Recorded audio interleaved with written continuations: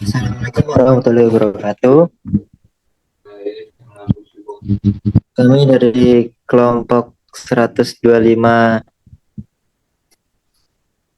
Desa Bateh ingin menyampaikan hasil diskusi kami yang berjudul Rencana Penanggulangan Bencana Tanah Longsor di Desa Bateh, Kecamatan Candi Mulyo, yang beranggotakan Iqbal Fatur Rahman, Muhammad Faisal Arif, Novi Hesti Hafidotun, Erni Audita, dan Indah Nuryulianingsih. Next.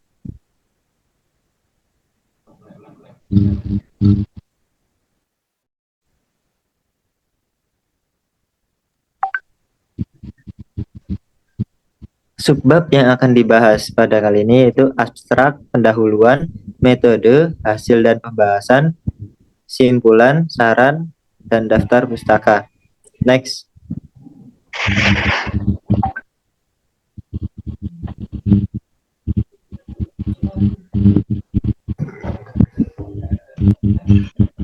Pengurangan risiko bencana menjadi dasar berpikir dan bertindak bagi negara, serta masyarakat sejak pra-bencana, saat tanggap darurat, dan pasca bencana. Desa Bateh merupakan salah satu desa yang berada di wilayah Kecamatan Candi Mulyo, Kabupaten Magelang. Kondisi topografi tanah di Desa Bateh yang berupa bukit dan lembah menjadikan Desa Bateh memiliki potensi bencana tanah longsor yang cukup tinggi. Berdasarkan gambaran tersebut, diperlukan penyusunan rencana penanggulangan bencana tanah longsor yang sistematis serta melibatkan pemerintah dan masyarakat. Next.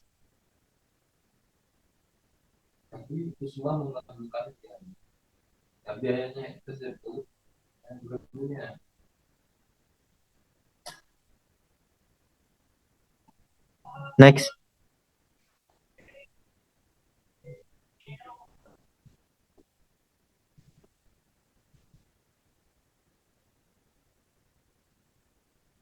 Menurut Badan Penanggulangan Bencana Daerah, pengurangan resiko bencana menjadi dasar berpikir dan bertindak bagi negara serta masyarakat sejak pra-bencana, saat tanggap darurat,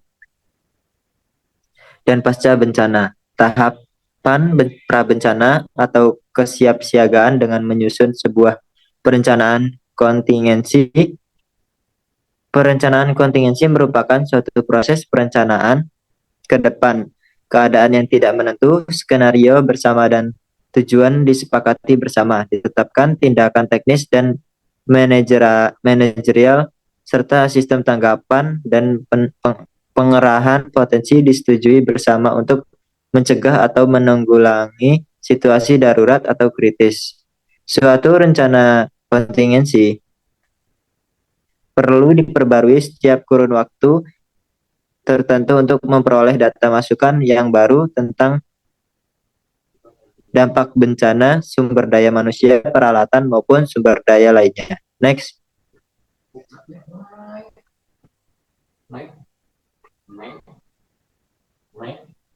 Metode yang digunakan pada artikel pengabdian masyarakat ini itu metode deskriptif kualitatif dengan menjabarkan mitigasi bencana tanah longsor pada Desa Bateh, Kecamatan Candi Mulyo. Metode ini dilakukan melalui beberapa tahapan, yaitu persiapan. Tahapan persiapan yang dilakukan adalah mengumpulkan berbagai macam data yang diperlukan untuk membuat peta rencana penanggulangan bencana tanah longsor.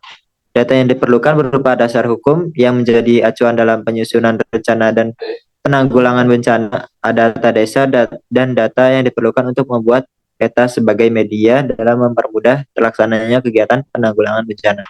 Yang kedua, pelaksanaan, yaitu pembuatan peta menggunakan aplikasi Google Earth dan ArcGIS. Yang ketiga, penyusunan laporan. Tahapan ini dilakukan setelah seluruh rancangan mitigasi, mulai dari mengetahui gambaran umum Desa Bateh, kondisi topografi Desa Bateh, daerah-daerah rawan longsor di daerah Bateh, Desa Bateh, hingga pembuatan peta administratif, peta topografis, peta tutupan lahan, dan peta wilayah rentan longsor selesai dibuat. Next.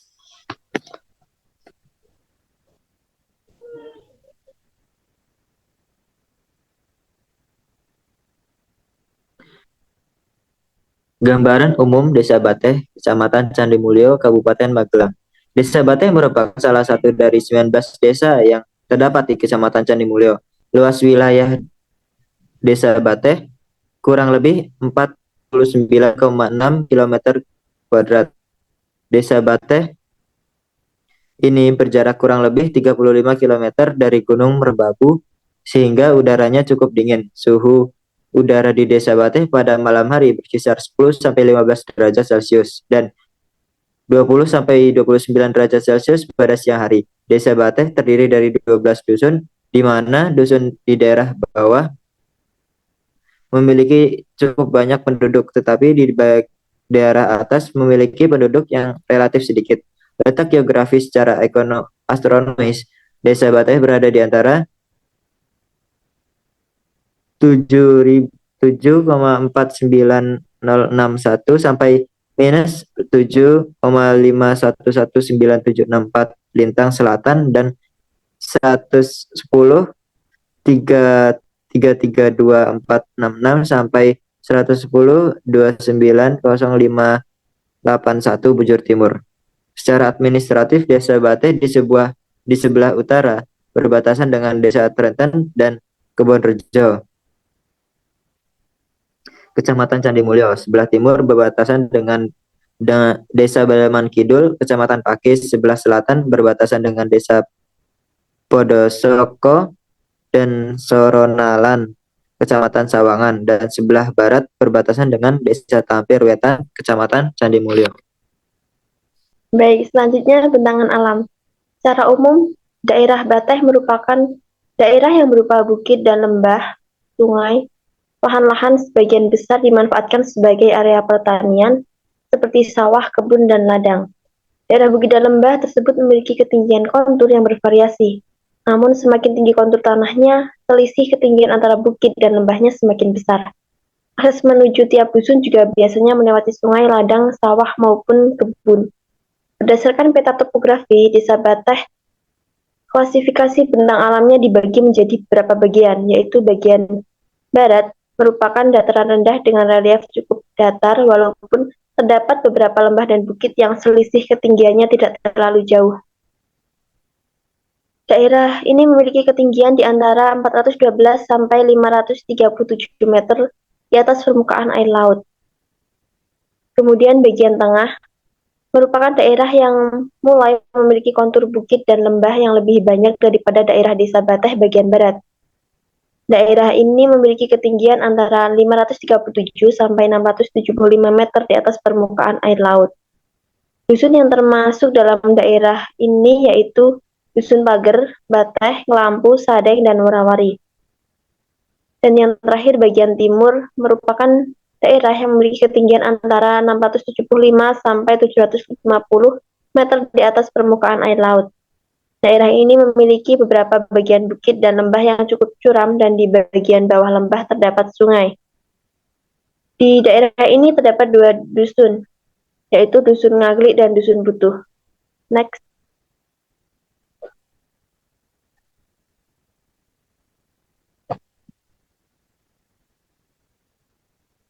Nah, berikut merupakan gambar peta topografi Desa Bateh, Kecamatan Candimulyo, Kabupaten Magelang. Untuk sebelah kiri dan sebelah kanan merupakan gambar peta tutupan lahan Desa Bateh, Kecamatan Candimulyo, Kabupaten Magelang. Next.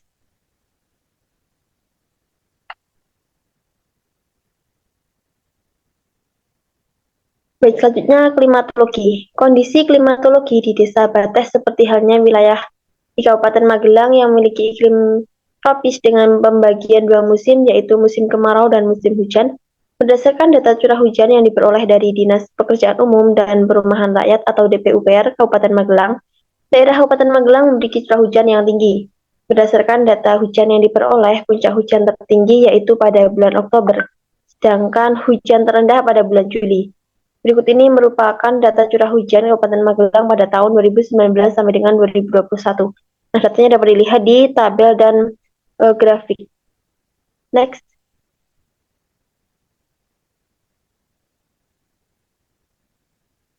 Baik, ancaman bencana tanah longsor. Berdasarkan data yang diperoleh dari BPBD Kabupaten Magelang, Desa Bateh ini memiliki banyak sekali wilayah yang rentan mengalami tanah longsor. Hal ini juga dapat dilihat dari banyaknya lembah dan bukit yang ada pada wilayah Desa Bateh itu sendiri. Berikut ini adalah gambaran wilayah yang rentan terkena bencana tanah longsor. Lalu dapat dilihat pada peta berikut. Desa Bateh merupakan daerah yang berada dalam garis batas berwarna biru.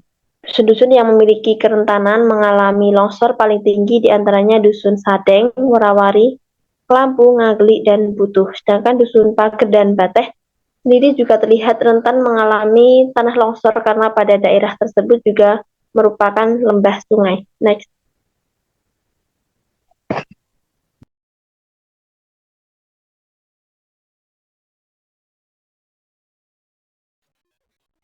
Baik, selanjutnya bencana longsor yang terjadi di wilayah Desa Bateh, Kecamatan Candimulyo ini dapat dipicu oleh beberapa hal. Di antaranya yang pertama ada gempa tektonik.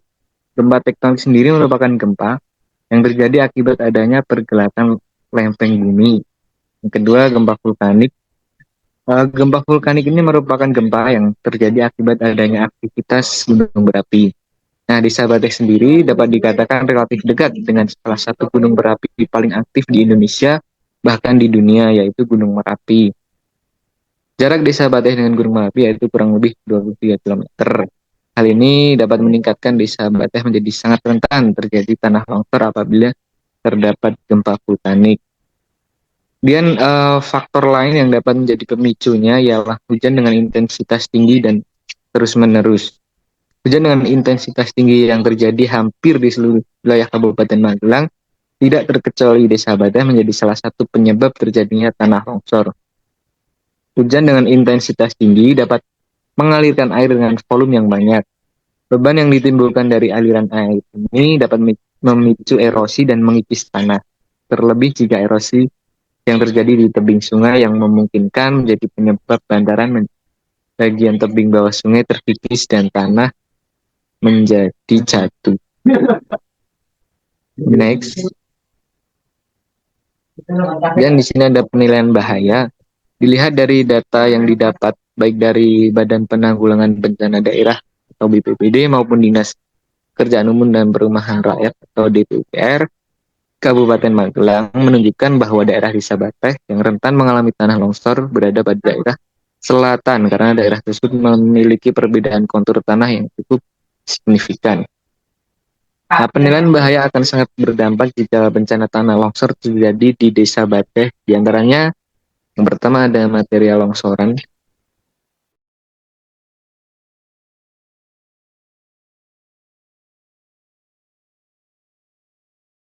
Ini dapat mengancam orang berlokasi terjadinya bencana tanah longsor. Kemudian material longsoran tanah, batuan, air, dan pepohonan juga dapat menutup akses jalan yang dapat digunakan masyarakat untuk melakukan mobilitas. Hal terburuk yang terjadi adalah suatu dusun bisa saja berpotensi terisolasi apabila terjadi tanah longsor yang memutus akses jalan desa tersebut. Dan yang ketiga, longsor susulan yang terjadi akibat bentuknya sisa-sisa material longsoran awal yang menumpuk. Next.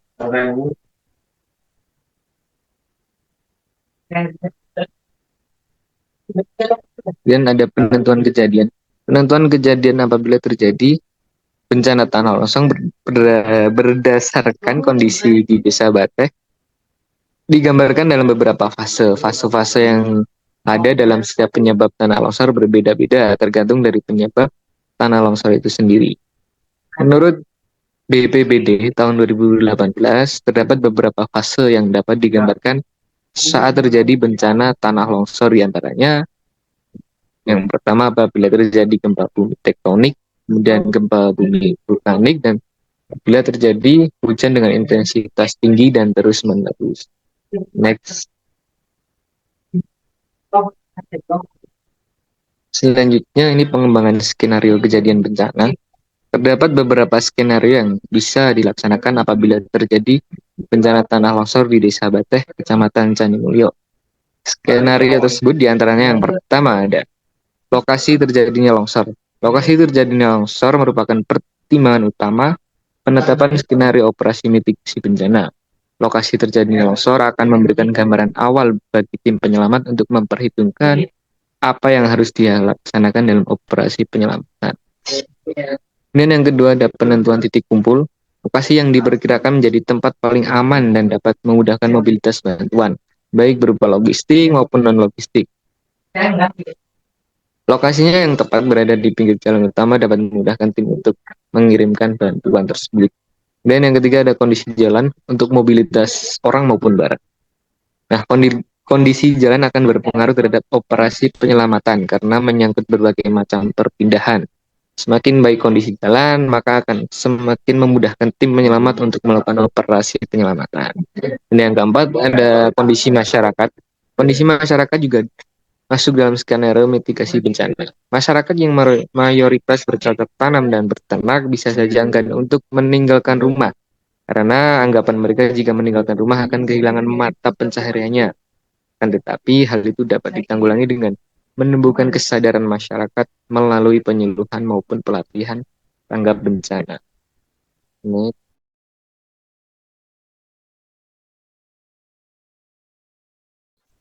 Baik, selanjutnya mengenai perencanaan bidang operasi. Perencanaan bidang operasi disusun agar tujuan penanganan bencana tanah longsor dapat melindungi seluruh masyarakat. Pengembangan bidang operasi dilakukan sebagai fungsi dari manajemen penanganan bencana tanah longsor dengan melakukan kajian terhadap tingkat ancaman dan kerentanan, prinsip evakuasi, pengungsian untuk perlindungan masyarakat, serta penataan kembali pasca bencana. Perencanaan bidang operasi juga bertujuan untuk dapat mengakomodasi kebutuhan dari masyarakat yang terdampak bencana, mulai dari kebutuhan yang mendasar hingga kebutuhan khusus dari masyarakat. Selain itu, perencanaan bidang operasi juga dapat menjadi acuan untuk pihak terkait SAR agar dapat merespons secara tepat waktu dan tepat sasaran. Bidang operasi yang disusun terdiri dari manajemen posko, PPE, kesehatan dan psikososial, logistik, dapur umum, bara atau pengungsian, pendidikan, ekonomi, kominfo, dan keamanan. Slide selanjutnya.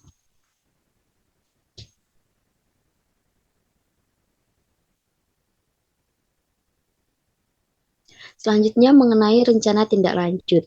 Beberapa hal terpenting setelah penyusunan dokumen rencana kontingensi ini adalah yang pertama, memahami rencana kontingensi dioperasionalisasikan menjadi rencana operasi. Yang kedua, memahami tugas masing-masing instansi berdasarkan kesepakatan bersama dan sumber daya yang dimiliki, memahami proses pembentukan pos komando penanganan darurat bencana dan pos lapangan penanganan darurat bencana.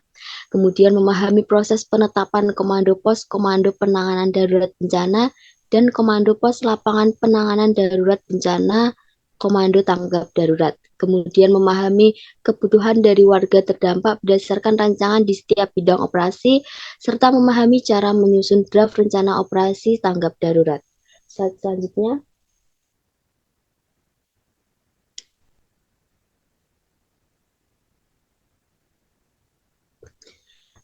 Pemerintah Kabupaten Magelang juga perlu meningkatkan kesiapsiagaan pada masa yang akan datang dengan melakukan beberapa kegiatan, di antaranya yang pertama, penandatanganan dan pendataan dan pemutakhiran daerah rawan bencana setiap 2 tahun sekali, mengadakan sosialisasi dan simulasi bencana diutamakan pada masyarakat daerah rawan bencana, dan meningkatkan partisipasi masyarakat secara aktif dalam kesiapsiagaan bencana, mengembangkan dan memfasilitasi sarana dan prasarana untuk menunjang kelancaran kegiatan yang ada pada pusat pengendalian operasi, melengkapi alat sistem peringatan dini untuk kawasan yang rawan terjadi longsor, memperbaiki serta merawat peralatan bencana dan sistem peringatan dini di setiap periodik waktu, menyiapkan jalur evakuasi dan tanda-tanda atau simbol daerah rawan bencana, memperbaiki jalur evakuasi yang sudah ada beserta tanda atau simbol petunjuk arahnya,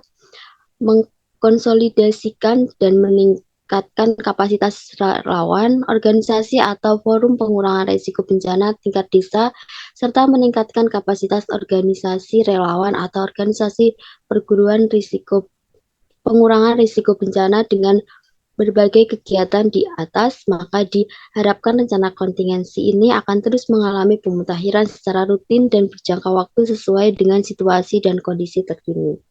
Slide selanjutnya.